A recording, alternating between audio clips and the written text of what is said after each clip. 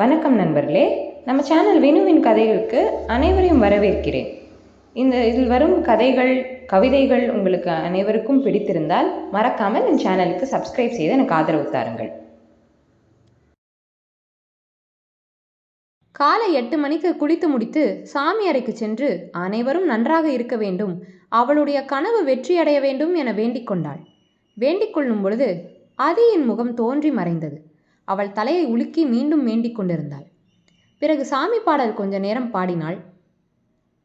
குறையொன்றும் இல்லை மறைமூர்த்தி கண்ணா, குறையொன்றும் இல்லை மறைமூர்த்தி கண்ணா, குறையொன்றும் இல்லை கோவிந்தா, கண்ணுக்கு தெரியாமல் நிற்கின்றாய் கண்ணா, கண்ணுக்கு தெரியாமல் நின்றாலும் எனக்கு குறையொன்றும் இல்லை மறைமூர்த்தி கண்ணா, வேண்டியதை தந்திட வெங்கடேசன் நின்றிருக்க வேண்டியது வேறில்லை மறைமூர்த்தி கண்ணா, மணிவண்ணா மலையப்பா கோவிந்தா கோவிந்தா என பாடி முடித்தாள். அவள் பாடி முடிக்கும் பொழுது வசுமா, நிதிஷ், பிரியா என அனைவரும் பூஜை அறையில் இருந்தனர். அனைவரும் சாமி கும்பிட்டு விட்டு சாப்பிடச் சென்றனர். சாப்பிட்டு முடித்து விட்டு நிதிஷ் நிவேதாவை கோச்சிங் கிளாஸ் விடச் சென்றான். ஆல் த பெஸ்ட் குட்டிமா, நான் 3 மணிக்கு வந்து கூட்டிகிட்டு போகிறேன், நீ இதை மட்டும் கான்சென்ட்ரேட் பண்ணு, ஓகேடா, நான் வரேன் பாய் என கூறிவிட்டு விடை பெற்றான். அவளும் தன் லட்சியத்தை நோக்கி முதல் அடியை எடுத்து வைத்தாள்.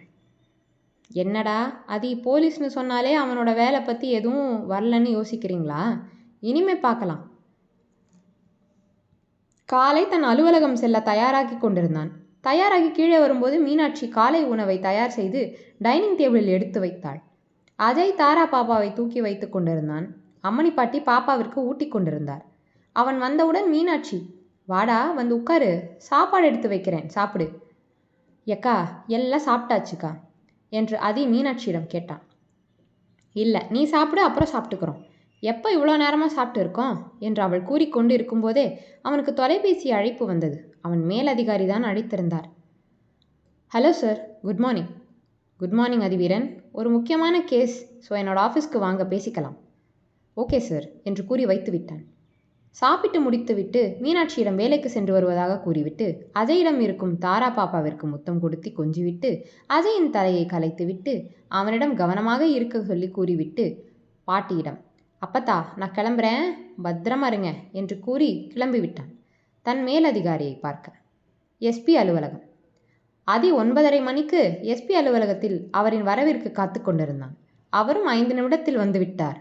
அவர் உள்ளே சென்று 2 நிமிடத்தில் அதி உள்ளே அழைக்கப்பட்டான். மே கமின் சார் என்று அனுமதி கேட்டான். வாங்க அதிவீரன், உட்காருங்க என்று இருக்கையை காட்டினார். அவனும் தேங்க்யூ சார் என்று கூறி அமர்ந்தான். மிஸ்டர் அதிவீரன், ஒரு 4 மாசமாக ஏற்காடு மலையில் அதிகமாக ஆக்சிடெண்ட் நடக்குது. அந்த ஆக்சிடெண்ட் திட்டமிட்டு நடக்குதா இல்லை யதார்த்தமாக நடக்குதா, எந்த காரணத்தினால நடக்குது கண்டுபிடிச்சு சொல்லுங்க. அண்ட் உங்களுக்கு உதவியாக டிஎஸ்பி அன்பரசு இருப்பார். அந்த பேரை கேட்டவுடன் அவனின் முகம் இறுகியது. ஓகே சார் என்று கூறி அந்த கேஸ் ஃபைலை பற்றி தகவல் அடங்கிய கோப்பை வாங்கி கொண்டு வெளியேறினான். இங்கு நிவேதாவின் வீட்டில். அவள் அந்த வீட்டை விட்டு வெளியேறி 1 வாரம் மேல் ஆகிவிட்டது. அவள் வீட்டில் இருந்தபோது நேரத்திற்கு சாப்பாடு எப்போதும் இருக்கும். அவள் இல்லாததால் காலை, மதியம், இரவு என 3 வேளையும் கடையில்தான். நிவேதாவின் அப்பா அவள் சென்று 3-4 நாள் கழித்து நான் வீட்டிற்கு வந்தார். அவர் வந்தவுடன் அவளை பற்றி சொல்லி வீட்டிற்கு அழைக்கச் சொன்னார் நிவேதாவின் அம்மா சாந்தா.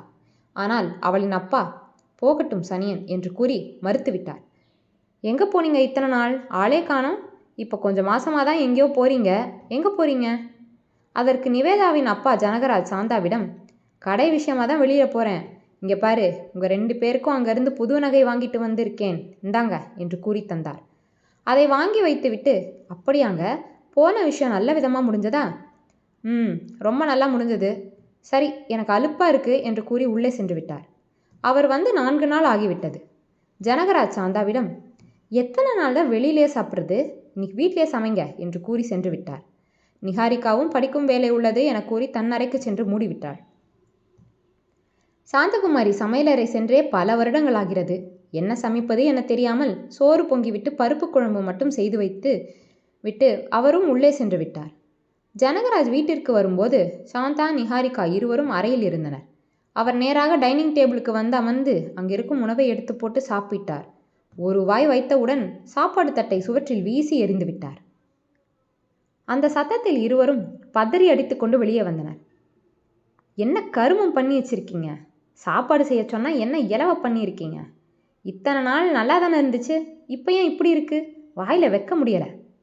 அது வந்துங்க, இத்தனை நாள் அவள் தாங்க சமைச்சா, அதான் அவளை கூட்டிகிட்டு வரலான்னு சொன்னேன். இதை கேட்ட உடனே சாந்தாவை ஓங்கி அடித்து விட்டார். என்ன சொன்ன? இத்தனை வருஷமாக அந்த விளங்காதவ பண்ண சாப்பாடை தான் சாப்பிட்டு இருந்தேனா? உங்ககிட்ட சொன்னேனா? இல்லையா? அவள் மூச்சு காத்துப்பட்ட எந்த பொருளும் என்கிட்ட வரக்கூடாதுன்னு. ஆனால் நீ அவளையே சமைக்க சொல்லியிருக்க. என்ன தைரியம் உனக்கு என கேட்டு மீண்டும் அழித்து விட்டார். பிறகு சென்று விட்டார். தன் கன்னத்தில் கை வைத்து அப்படியே நின்று விட்டார். நிஹாரிகாக்கான ஜனகராஜ் திட்டும் பொழுதே மீண்டும் அறைக்கு ஓடி சென்று விட்டாள். தன்னை கணவன் அடிக்க நிவேதாதான் காரணம் என அவளை மனதிலேயே திட்டிவிட்டு உறங்க சென்று விட்டார். மதுரையில் சிம்பாவும் கருடனும் அஜய் மற்றும் மதியை காணாமல் வீட்டை நோக்கி கத்திக் கொண்டிருந்தனர். தாத்தா தான் இருவரிடமும், டேய், உங்க அண்ணன் வெளியே ஊருக்கு போயிருக்கு, வந்துடுவாங்க, அதனால் கத்தாம இருங்க என்று கூறி அந்த வாயில்லா ஜீவன்களின் தலையை தடவி கொடுத்தார். அவருக்கும் அஜய் இல்லாதது சலிப்பாகத்தான் இருந்தது. அதை கூட வெளியே சென்று விடுவான். ஆனால் அஜய் தாத்தாவைத்தான் எப்போதும் சுற்றி வருவான். அதனால்தான் அவருக்கு அவன் இல்லாதது குறையாக இருந்தது. அந்த நேரம் மாறனும் வீட்டினுள் வந்தான். வா மாறா, உள்ள வா, பேசலாம். இல்லை தாத்தா, உங்ககிட்ட ஒன்று பேசணும். என்ன செய்தி சொல்லு, கேட்கலாம். அது தாத்தா, வீராக்கு ஒரு பொண்ணை பிடிச்சிருக்கு என்று கூறி தனக்கு தெரிந்த அனைத்து விஷயத்தையும் கூறினான். விடு மாறா, நல்லதே நடக்கும். அந்த பொண்ணு நல்ல பொண்ணாக தான் இருக்கு. 2 வருஷம் போகட்டும், பார்க்கலாம். இப்போ உள்ள வந்து சாப்பிடு என்று கூறி சாப்பிட கூடி சென்று விட்டார்.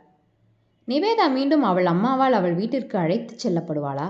அவளின் லட்சியம் நிறைவேறுமா? பொறுத்திருந்து பார்க்கலாம் நண்பர்களே. மீண்டும் அடுத்த பகுதியில். சரிங்க, அப்படியே மறக்காமல் நம்ம சேனலுக்கு சப்ஸ்கிரைப் செஞ்சுருங்க. நன்றி.